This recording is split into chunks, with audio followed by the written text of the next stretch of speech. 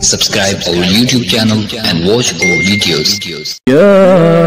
أيها الذين آمنوا اتقوا الله وقولوا قولا سديدا. پھر دوسری بات اس قول کا منشا اور سبب بیان فرماتے ہیں کہ ان سب اگلے پچھلے جاہلوں کے قلوب کج فہمی میں باہم ایک دوسرے کے مشابہ ہیں۔ اعوذ باللہ من الشیطان الرجیم، بسم اللہ الرحمن الرحیم۔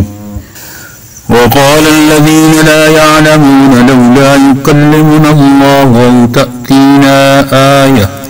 كذلك قال الذين من قبلهم مثل قولهم تشابهت قلوبهم قد بينا الآيات لقوم يوقنون۔ وقال الذين، اور کہا ان لوگوں نے، لا يعلمون، نہیں جانتے وہ، لولا يكلمنا اللہ، کیوں نہیں کلام کرتا اللہ ہم سے، او تأتینا آیہ، یا لے آتا ہمارے پاس کوئی نشانی، آیہ کا معنی نشانی، کذالک، اسی طرح کہا، قال الذین، ان لوگوں نے، من قبلہم، جو ان سے پہلے گزر چکے ہیں، مثل قولہم، ان کے بات کی طرح، تشابہت قلوبہم، ان کے دل ان کے متشابہ ہیں، قد بینا الآیات، تحقیق ہم نے واضح کر دی نشانیاں، لقوم یوقنون، واسطے اس قوم کے جو یقین رکھتے ہیں۔ خلاصہ کلام، اور بعض جاہل یہود و نصارہ اور مشرکین مکہ رسول اللہ صلی اللہ علیہ وسلم کے مقابلہ میں یوں کہتے ہیں کہ خود اللہ ہم سے کلام کیوں نہیں فرماتے،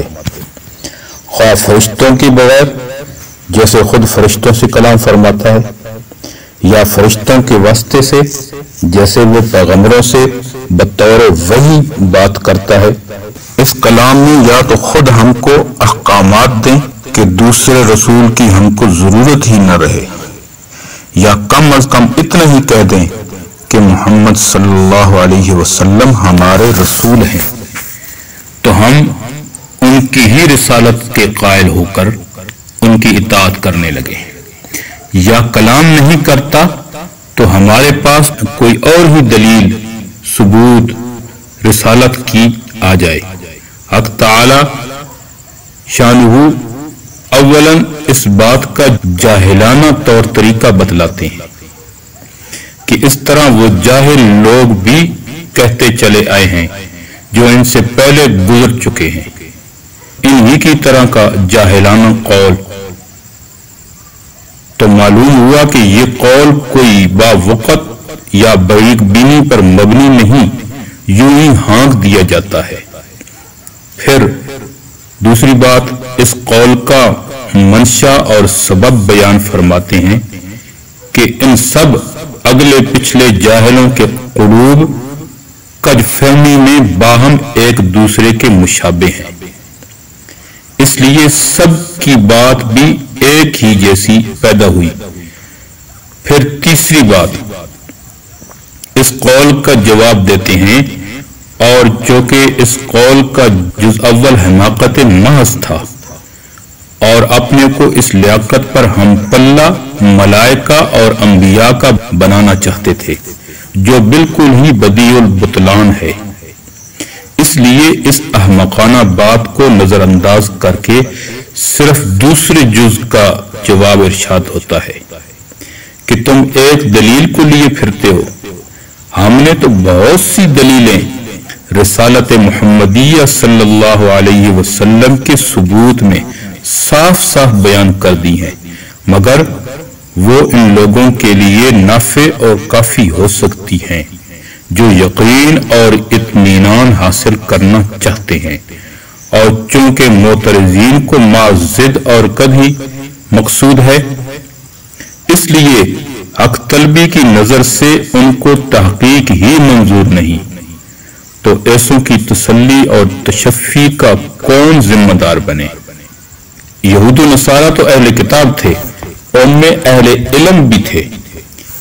اس کے باوجود جو ان کو اللہ نے جاہل فرمایا تو اس لیے کہ باوجود کہ قطعی اور قوی دلائل کثرت سے قائم کر دیے گئے تھے، پھر بھی جو انکار کیے جا رہے تھے تو جہالت نہیں تو اور کیا تھا، اور یہ جاہلوں ہی کسی بات کہلائے گی، لہذا اللہ تعالی نے بھی ان کو جاہل ہی فرمایا ہے۔ اللہ رب العزت ہمیں کما حقہ قرآن سمجھنے کی اور عمل پیرا ہونے کی توفیق عطا فرمائے۔ وما علینا الا البلاغ۔ امید ہے دوستو ویڈیو پسند آئی ہوگی، ویڈیو کو لائک کیجئے، ویڈیو پر کمنٹ کیجئے، شیئر کیجئے اس کو، اور اگر چینل پر نئے ہیں تو سبسکرائب کر لیجئے تاکہ اسی طرح کی ویڈیوز آپ تک پہنچتی رہیں۔ شکریہ، جزاکم اللہ، السلام علیکم ورحمۃ اللہ۔